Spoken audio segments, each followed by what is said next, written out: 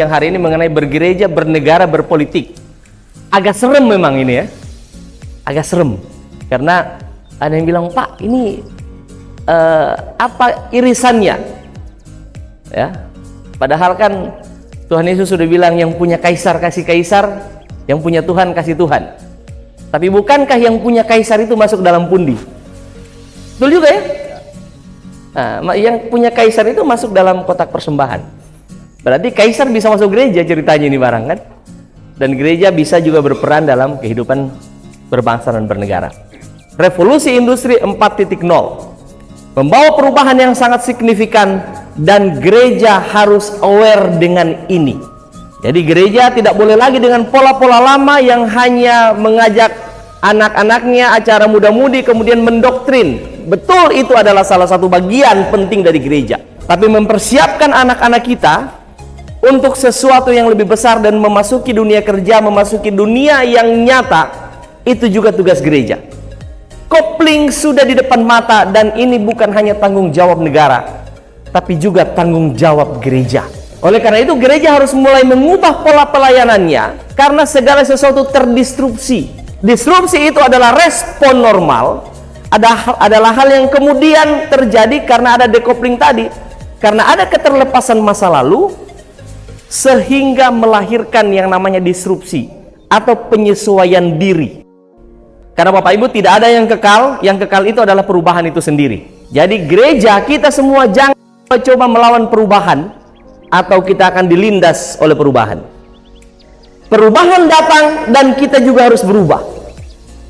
Itulah yang disebut dengan shifting. Kita menyesuaikan diri dengan perubahan. Saudara-saudara, saya sedang berbicara soal hukum tata negara dan bagaimana kita menyepakati berdirinya Negara Kesatuan Republik Indonesia. Saya tidak bicara isu sektarian, tapi saya sedang berbicara sebagai anak bangsa yang kebetulan beragama Kristen. Negara ini didirikan tanggal 17 Agustus 1945, betul?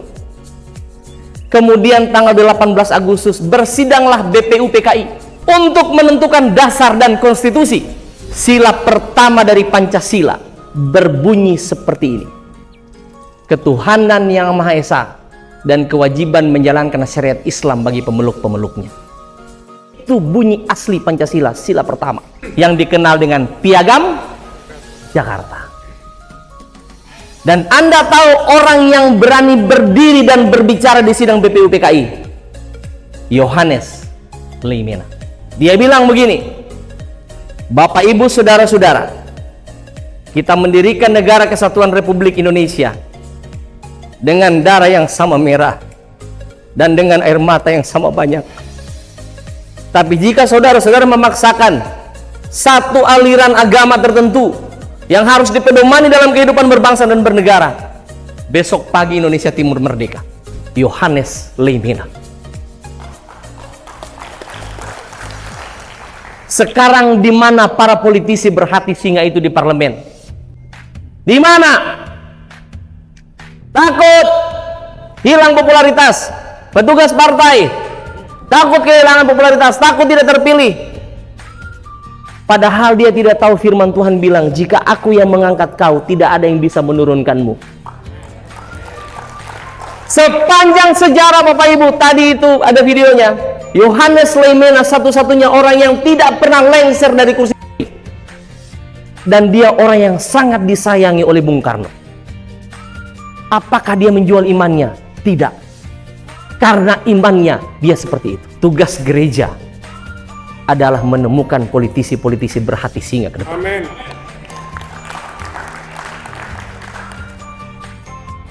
Kenapa?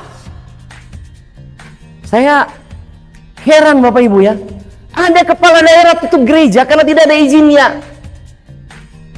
Mestinya kan kau kasih izin, bukan kau tutup. Benar enggak? Kan konyol. Kenapa kau tutup, Pak? Tidak ada gereja, tidak ada izinnya. Sekarang kau berwenang tidak memberikan izin. Berwenang. Kenapa kau tidak menggunakan kewenanganmu? Bilang saja, bos, kau memang mau tutup gereja.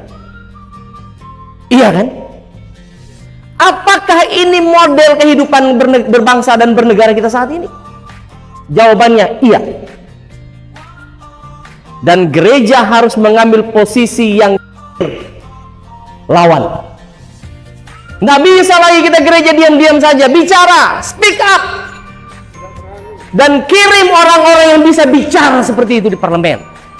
Kirim orang-orang yang bisa bicara seperti itu di eksekutif. Ingat kata-kata Yohanes Leimena, kita mendirikan negara ini dengan darah yang sama merah dan air mata yang sama banyak. Jangan takut.